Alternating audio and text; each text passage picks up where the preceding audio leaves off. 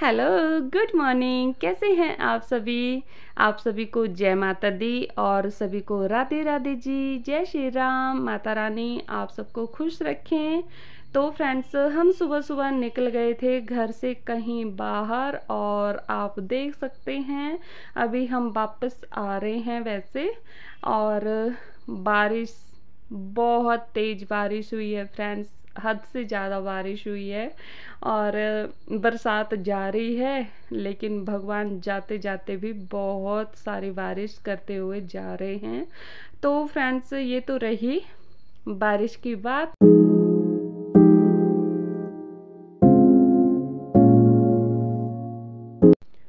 तो फ्रेंड्स, अब मैं आप सबसे एक बात बताना चाहती हूँ जो कि अक्सर मेरे से सवाल पूछे जाते हैं, कभी इंस्टाग्राम पर, कभी व्हाट्सएप पर और कभी आसपास के आस पड़ोस वाले लोग। तो डरिए मत, मैं कुछ गलत नहीं कहूँगी किसी को, लेकिन आप सबको आज मैं बताऊंगी कि मेरे को क्या प्रॉब्लम हुई और किस तरह से मैं उस प्रॉब्लम से जूझ रही हूँ। तो फ्रेंड्स, यहाँ से शुरू होती है हमारे किचन की पौड़ियाँ। तो मैं आप सबको नीचे से दिखा रही हूँ ऊपर तक की पौड़ियाँ। तो आप सभी ध्यान से देखिए, फिर मुझे बाद में कमेंट में बताना कि क्या मैं सही हूँ या गलत। तो ये देखिए, मैं ऊपर आ चुकी हूँ सेकंड फ्लोर पर और फिर आप सबको नीचे की ओर भी दिखा रही हूँ कैमरे से। तो हुआ क्या था फ्रेंड्स, जब मेरी शादी हुई थी 2014 में, तो यहाँ से मैं गिर गई थी नीचे को। ठीक है, अब भी मैं आप सबको वो चीज़ भी दिखाऊंगी कि क्या हुआ था। हमारे घर मेहमान आ गए थे, तो रात के मतलब 1-1:30 बजे का टाइम था। तो उन सबको खाना खिलाने के बाद फ्रेंड्स हम सोने के लिए जा रहे थे। तो ये देखिए, अब मैं दिखाने लगी हूँ कि इस जगह से मेरा पाँव स्लिप हुआ था अचानक से, और दिन सर्दियों के थे, मैंने सॉक्स भी डाली हुई थी। तो अभी मैं जैसे आपको बता रही हूँ ना, इसी तरह से मेरा पाँव जो है स्लिप हो गया था नीचे को, और वो इतनी खतरनाक तरीके से स्लिप हुआ था। तो मैं वो जो लास्ट पौड़ी है ना नीचे, वहाँ पर जाके गिर गई थी। तो आप पौड़ियों का साइज भी देख सकते हैं, कितनी बड़े बड़े साइज है। मैं एकदम से ऊपर से उड़ के भी नहीं गिरी थी नीचे, सब पौड़ियों पे गिरती हुई नीचे आई थी, एक एक पौड़ियों से नीचे गिरती हुई आई थी। और ये जो लास्ट पौड़ी है ना, इस पे मतलब पूरा शरीर जैसे बैठ जाता है ना इंसान चेयर के ऊपर, उस तरह से गिरी थी। तो जो लोग हमारे घर पे मेहमान आए थे, वो लोग भी बाहर आ गए थे कि एकदम से क्या हुआ। मतलब बहुत तगड़े वाले लगी थी मुझे फ्रेंड्स।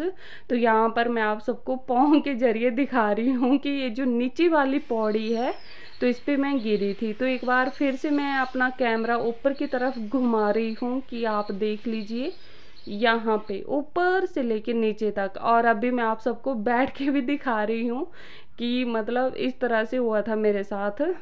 ये देखिए, ये मैं बैठ गई और पूरा शरीर का वेट जो था ना वो इस पे। और मैं पहले की डिप भी यहाँ पर लगा दूंगी आप सभी के साथ कि मैं पहले कैसी थी और अब कैसी हो गई हूँ। तो पूरा मेरे को जो मतलब वेट आया था शरीर का, वो यहाँ पीछे मेरे बैक में लगा हुआ था जोर से, ऊपर से गिरने के बाद बस इस पीछे और ज़्यादातर राइट वाली साइड पे गिरा हुआ।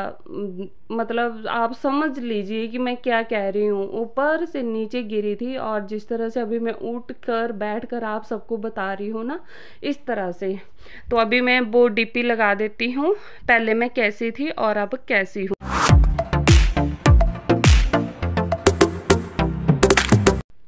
सो फ्रेंड्स, ये रहे मेरे शादी के टाइम के फ़ोटो, जब मेरी शादी हुई थी। तो ये उसके कुछ मंथ के बाद के फ़ोटो है। हम मासी के घर गए थे और एमपी गुरुजी के पास गए थे।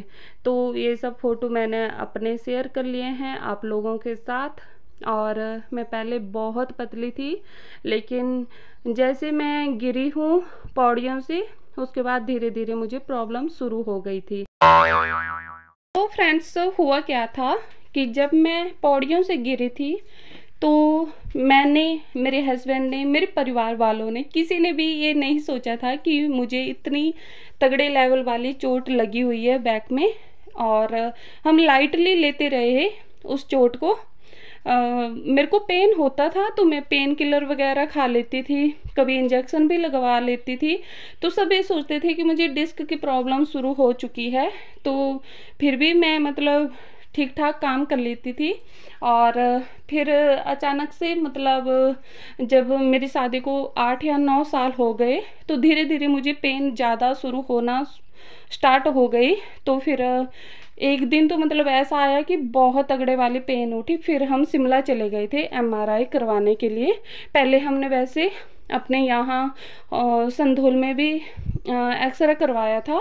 तो एक डॉक्टर बहुत अच्छे थे प्राइवेट, उन्होंने बता दिया था कि आपको चोट लगी हुई है, क्या आप पहले गिरे हुए हैं कहीं से, पेड़ से या रास्ते में, मतलब पौड़ियों वगैरह से, कुछ इस तरह से उन्होंने बोला। तो मुझे एकदम से यही अपना लाइफ का जो सबसे बड़ा डेंजर पॉइंट झेला है मैंने, वो याद आ गया एकदम से। तो उन्होंने तो बता दिया था, लेकिन सरकारी हॉस्पिटल में गए थे तो उन्होंने नहीं बताया। फिर हमें शिमला जाना पड़ा, ठीक है। तो शिमला में हमने एमआरआई करवाया, तो वहाँ पर भी इस तरह से आया हुआ है कि मतलब फ्रैक्चर भी है और ऊपर से अब स्पेस आ चुका है मेरी जो रीढ़ की हड्डी है उसमें भी। और कुछ नसें हैं मेरी, वो ब्लॉकेज हो चुकी है। और दवाइयाँ चल रही हैं, बड़े बड़े से इंजेक्शन भी लगे हुए हैं, लेकिन लाभ कोई नहीं होता है। तो इतनी ढेर ढेर सारी दवाइयाँ मैं मतलब खाती हूँ, 7 गोलियाँ दिन को, 7 रात को। और ये तो नॉर्मल बिल आप सबको दिखा रही हूँ, ये तो हाल ही का ही है, अभी 1 मंथ पहले मैं लेके आई हूँ जयसिंहपुर से। इस बार हम शिमला नहीं जा पाए, तो हमने सुना कि जयसिंहपुर में अच्छा डॉक्टर है, तो उनके पास चले गए थे। तो उन्होंने रिपोर्ट्स वगैरह देखी, तो उन्होंने ये दवाइयाँ हमें लिखी जो शिमला से डॉक्टर ने लिखी थी। तो आप समझ सकते हैं कि 7 गोली इंसान दिन को खाता है, 7 रात को, तो उसका जीना क्या ही होता होगा, गले से किस तरह से खाना या कुछ और जाता होगा जब दवाइयाँ इतनी खाती हूँ। और फ्रेंड्स, कुछ लोग मुझे कहते हैं कि इतनी सी उम्र में तुझे क्या प्रॉब्लम हो गई है। तो मैं उन सबको बता देती हूँ कि ये प्रॉब्लम मैंने जानबूझ के खुद के लिए क्रिएट नहीं की है। भगवान ने पता नहीं क्या सोच के मेरे साथ ऐसा किया, जो कि अब मैं भुगत रही हूँ, दर्द मैं सहन कर रही हूँ। और कुछ लेडीजें हैं जो मुझे अक्सर कहती हैं कि अगर यही हाल रहा तेरा तो तेरे हस्बैंड की दूसरी शादी करनी पड़ेगी, उसको खाना खिलाने वाला भी कोई नहीं रहा। तो जाहिर सी बात है, अगर आप लोगों को इतनी चिंता है हमारी, तो आप मेरे हस्बैंड की इतनी चिंता क्यों कर रहे हैं, आप मेरी भी कीजिए साथ में। और हमारे घर पर रोज़ आइए और इधर मेरे लिए और मेरे हस्बैंड के लिए, मेरे परिवार के लिए खाना बना कर जाइए। और रही खेत की काम की बात, तो फ्रेंड्स जितना मेरे से हो पाता था उतना मैंने किया है। अब तो मेरे को डॉक्टर ने बिल्कुल झुकने से मना किया हुआ है, कंप्लीट बेड रेस्ट बोला हुआ है। लेकिन कौन इंसान बेड पे रहेगा, मुझे बिल्कुल भी पसंद नहीं है। लेकिन हाँ, मजबूरी है, अगर बेड पे नहीं लेटूंगी तो फिर पेन ज़्यादा होगा। और अभी तो फ्रेंड्स डॉक्टर ने ये भी कह दिया है कि ऑपरेशन से ठीक हो जाएगा, आप ऑपरेशन करवा लीजिए। तो देखती हूँ, वैसे मुझे डर लगता है ऑपरेशन से, लेकिन अगर ऑपरेशन ही एक ऑप्शन है मात्र मुझे ठीक होने की, तो मैं ऑपरेशन ज़रूर करवाऊँगी। और वेट मेरा बढ़ता जा रहा है क्योंकि दवाइयाँ तगड़े लेवल पर खा रही हूँ। अगर दवाइयाँ छूट जाती हैं तो मैं अपने आप फिर से ठीक हो जाऊँगी जैसे मैं पहले थी। और ये सब कुछ हुआ है सिर्फ़ और सिर्फ दवाइयों की वजह से। मैं इतनी मोटी नहीं थी, मैं पहले ठीक थी, सिर्फ देन रही है दवाइयों की, कभी पेन किलर की, और कभी बीपी हाई भी हो गया है, कभी लो हो जाता है।